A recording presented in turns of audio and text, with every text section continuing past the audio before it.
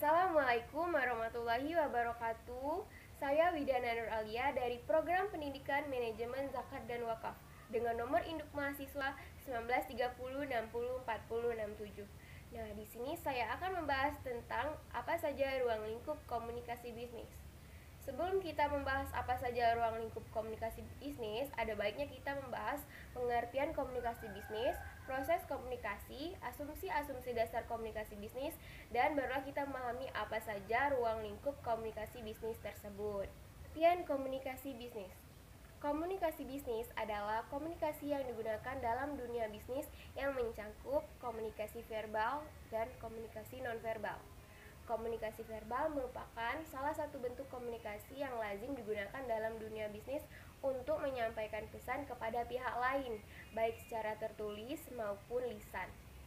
Nah, komunikasi nonverbal, menurut teori antropologi, sebelum manusia menggunakan kata-kata, mereka telah menggunakan bahasa tubuh dan ekspresi wajah sebagai alat komunikasi kepada orang lain.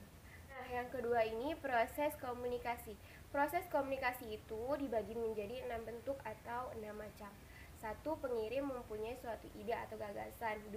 Pengirim mengubah ide menjadi gagasan. 3. Pengirim menyampaikan pesan. 4. Penerima menafsirkan pesan. 5.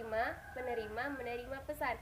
Dan yang keenam, penerima memberi tanggapan dan mengirim umpan balik kepada pengirim. Nah, yang ketiga ini ialah asumsi dasar komunikasi bisnis. Asumsi dasar komunikasi bisnis dibagi menjadi 3 macam. 1. Asumsi dasar konsumen sebagai bagian besar eksternal publik dunia bisnis. 2. Asumsi dasar produsen sebagai bagian besar penentu kebijakan dunia bisnis. Dan yang ketiga, asumsi dasar karyawan atau buruh sebagai bagian internal dunia bisnis. Nah, di slide ini kita akan membahas tentang apa saja ruang lingkup komunikasi bisnis. Ruang lingkup komunikasi bisnis dibagi menjadi 2 macam atau 2 bentuk. 1. Komunikasi internal. 2. Komunikasi eksternal. 1. Komunikasi internal. Komunikasi internal ialah komunikasi yang berlangsung dalam ruang lingkup organisasi atau perusahaan yang terjadi di antara anggota organisasi atau perusahaan tersebut. Komunikasi internal dibagi menjadi 4 bentuk.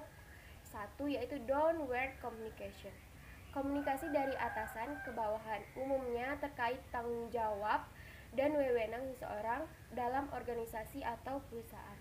Tujuannya memberi penghargaan, memberi informasi atau argumentasi, memberi informasi tentang prosedur dan praktek organisasi, dan yang keempat memberi umpan balik pelaksanaan kerja.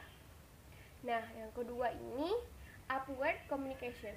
Aliran komunikasi berasal dari bawahan ke atasan. Contohnya apresiasi, percaya, pujian, dan lain-lain. Yang ketiga itu horizontal communication. Komunikasi yang terjadi antara bagian-bagian yang memiliki posisi sejajar dalam suatu organisasi atau perusahaan. Contohnya mempersuasi atau berbagi informasi. Dan yang keempat atau yang terakhir ini ialah diagonal communication. Melibatkan 2 tingkat organisasi atau perusahaan yang besar. Ini biasanya terjadi dalam organisasi yang memiliki ketergantungan. Yang kedua ini ialah komunikasi eksternal. Komunikasi eksternal ialah komunikasi yang berlangsung antara organisasi atau perusahaan dengan pihak masyarakat yang ada di luar organisasi atau perusahaan tersebut. Komunikasi eksternal ini dimaksudkan untuk mendapat pengertian, kepercayaan, bantuan, dan kerjasama dengan masyarakat. Komunikasi dari pihak luar dibentuk melalui eksposisi, pameran, promosi, publikasi, dan lain-lain, atau konferensi pers, siaran televisi, radio, bakti sosial, dan pengabdian kepada masyarakat. Itulah penjelasan saya mengenai ruang lingkup komunikasi bisnis. Lebih dan kurangnya saya mohon maaf, kepada Allah saya mohon ampun. Saya akhiri, wassalamualaikum warahmatullahi wabarakatuh.